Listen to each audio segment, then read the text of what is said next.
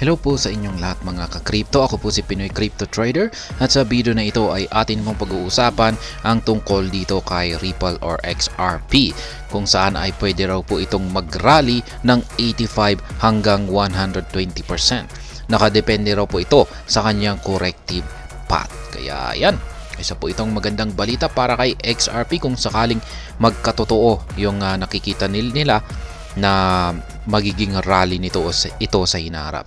At ayan, bago po tayo magpatuloy ay nais ko lamang po munang bigyang linaw ang aking disclaimer kung saan ang nilalaman po ng video na ito ay hindi po ito isang financial advice. For education and information purposes lamang po ang layunin nito. Maliban po dito ay nais ko na rin pong magbigay babala na wala pong kahit anumang group chat ang Pinoy Crypto Trader. Ayan, ang sabi po rito ay renowned market analyst Alan Santana recently discussed the potential price movements of XRP, suggesting an 85 to 120% rally depending on its corrective path. At ayan, si Alan Santana, isa po siya sa mga kilalang market analyst. Siya po mismo ang nakapagsabi na may potensyal na gagalaw si XRP at aakyat ito ng 85 to 120%. Pero ito ay nakadepende sa kanyang corrective path. Taking to trading view, the analyst examined two correction scenarios for XRP, highlighting the possibility of significant growth. He noted that the current bullish trend and wave would be driving forces behind higher prices. Kaya yan, yung magtutulak daw po sa pag-angat ng presyo ni XRP ay yung kasalukuyang bullish trend ngayon at saka wave nito. Kaya yan, in Santana's analysis, he pointed out that a bearish scenario for XRP is unlikely to extend beyond a strong, sudden, or surprise correction. He acknowledged the unpredictability of cryptocurrency markets, but noted that XRP has historically shown resilience, often deviating from conventional patterns in defying market norms. Kaya yan, ayon po sa kanya ay talagang kakaiba raw yung galaw kasi ng Ripple or XRP.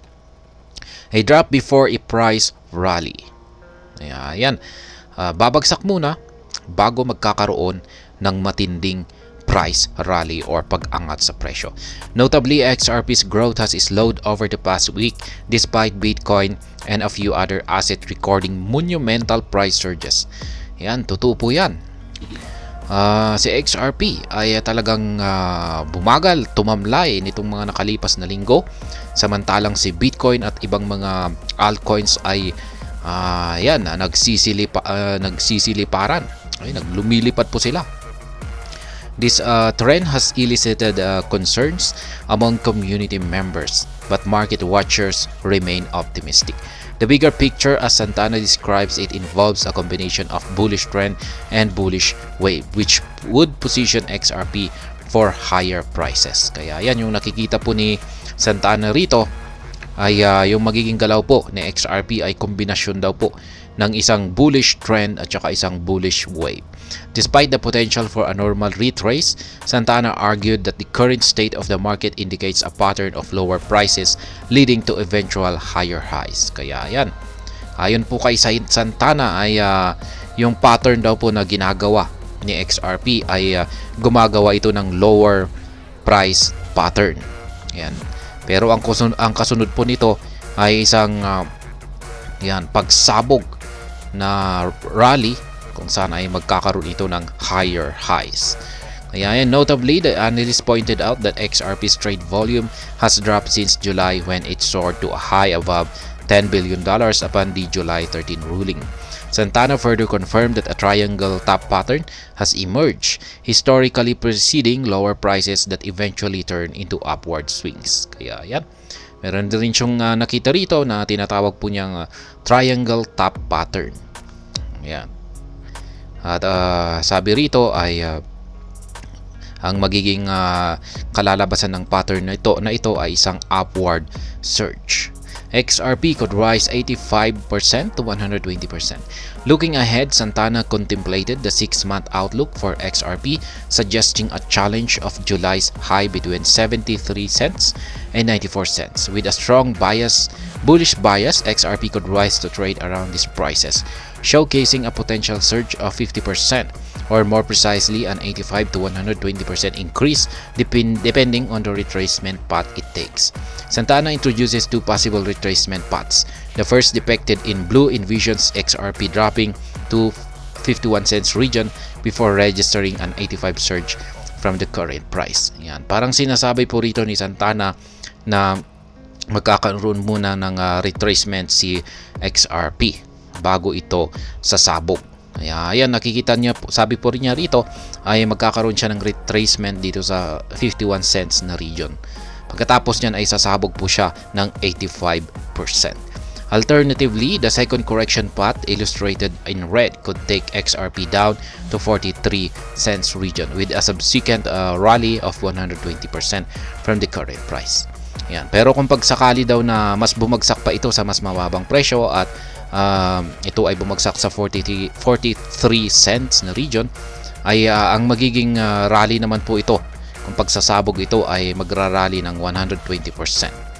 Ayan, mas malaki po yung kanyang aakyatin kung mas mababa yung presyo na kanyang ibabagsak. Considering the long-term potential, Santana suggests that past calculations indicate a possible target of around $5.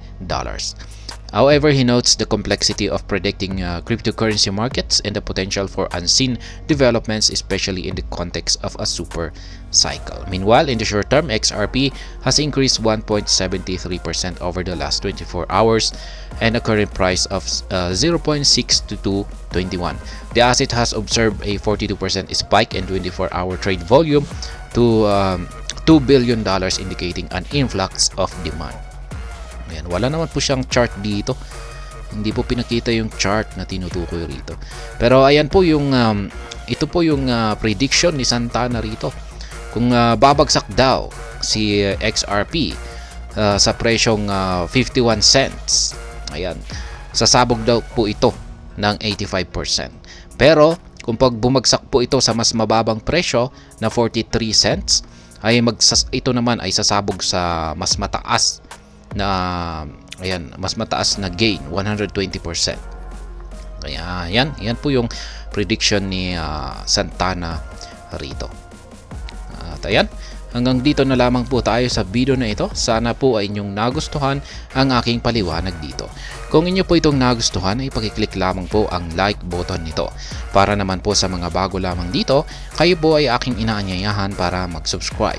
Pakiclick na rin po ang bell icon nito dahil ito po ang siya magsisilbing notification nito sa mga bago kong videos na akin pong ina-upload sa aking YouTube channel na ito.